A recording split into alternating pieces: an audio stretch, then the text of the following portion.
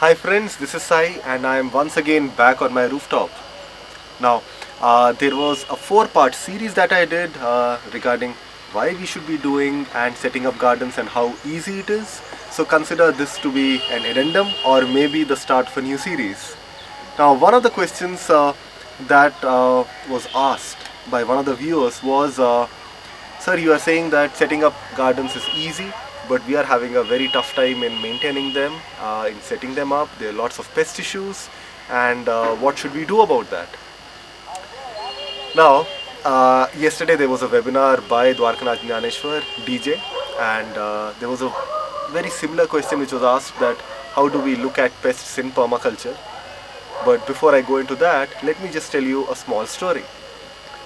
When I started doing garden, right, I was in this very place, and instead of the wooden containers that you see today, I used to have plastic grow bags, those black grow bags that you get in the market, not even the white ones, we used to have the black ones. And all my friends came over to help me set this up because there were roughly 200 or 300 of these bags, and getting all the potting mix up and putting it into the containers and sometimes even mixing the potting mix here itself was quite a big challenge. So I had Upendra, Sai Kalyan, DJ and Madhu, Durga. All these people came along with a lot many more people from our community who just stepped in to help me set up this garden. And then what happened was for about 10 days I could not really do anything in the garden because I was waiting for the seeds and for the seedlings. And by the time I come here to the garden after 10-15 days, what I see is that there's already something growing in it. And that was the amaranth that we regularly find here.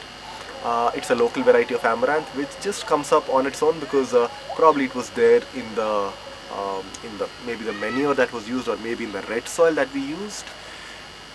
And you know, amaranth or things of that family and things of beans family, they attract aphids like anything, right?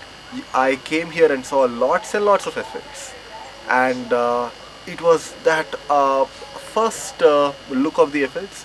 Had lot of knowledge about them, but had never really seen them till I saw them on my garden, and I was like, oh my god, aphids have come. And because there was mainly amaranth, there were lots and lots of aphids. I also saw along with aphids a larvae of some type which I could not identify at that point of time, but just because I was a bit hurried and I was maybe like all of you, when we see pest, I was like that I need to do something about it, and I thought that the larvae or whatever was there was the one which was putting these aphids, and I literally handpicked the larvae and sent it away from my garden. And later on I realized that those larvae were of ladybirds, and ladybirds had come there actually to have a feast on the aphid population that had grown. And from that time onwards, I have seen that happen on my garden again and again and again and again. However, it took me some time to really know that they were ladybirds, and for a lot of time I was setting up the garden, I was keeping things growing.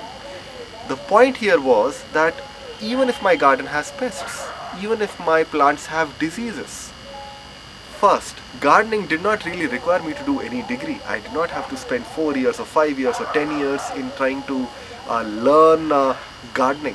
Rather, it was more experiential, it was practical, and it was thoroughly enjoyable. Right? So, gardening really did come easy.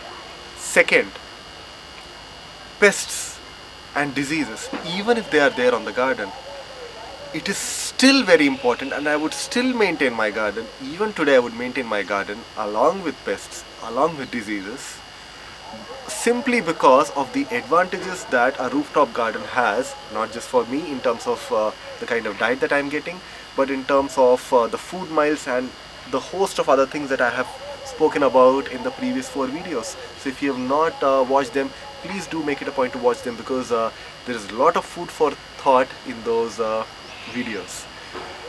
Now yesterday when DJ was doing a small webinar on permaculture in Telugu, there was a question which was asked that about pests in permaculture, and DJ reminded me of something. There was a permaculture practitioner here in Hyderabad, Dr. Venkat, who was perhaps the first permaculturist we went and met when we got into the field of permaculture. And one of the things that DJ asked was that this there is something known as Gongali Purugu, and what it does is that it really eats up almost anything that it gets, right? Anything on its way, it is going to eat it. Probably a few things like Indian borage, something like that, it is going to leave, but most of the other things it is going to eat. And in one of our gardens, it was actually going roaming about, multiplying and eating all the leaves that it could get. And the whole vegetable garden suddenly was not even the stem was remaining, because in some case it was even munching away the stem. And we asked Dr. Venkat that, sir, what's happening out here? These pests are eating this. And he looked at us in a particularly strange way. I think that was his typical response whenever somebody was asking him very obvious stuff. And he looked at us like this and he said, what is it doing? We said it is eating our leaves. Then he said, what happens next? And we got into a thought. He said, it is going to turn into butterfly, and that is going to be helpful for you. Your fertility is not going anywhere because it is going to poop in your garden. So you are really not losing anything. And once he said that, once he told that, it almost became mandatory for us to think about in cycles. Okay, to think about, okay, pest is there, the eggs are there, the larvae is there, then it is going to turn into a worm, and then maybe turns into a moth or into a butterfly. So what am I really worried of? What that did was that on one hand we knew what type of caution to take, on the other hand we knew that nothing really wrong was happening. So like that, I have seen multiple number of times on my garden, not just with aphids but with lot of other things, that really they are not affecting the kind of produce that I am getting. I still have a few brinjal plants out there which have mealybug, and I have really not bothered about them. They seem to be strong sometimes, and then they themselves get weak, but I'm still getting lots of good fruit from that. And in some cases I really don't bother about such things. More importantly, what really dominates is that the need for garden is which trumps everything. So understand why we need to have a garden, and these issues like pests or diseases, or maybe not having a thorough formal knowledge of gardens, you will find that they are not detriments, and rather good amount of gardening could be done. Huge amounts of produce can be made on your rooftop garden just by understanding how the nature works, and sometimes even without understanding how the nature works. Thanks for watching.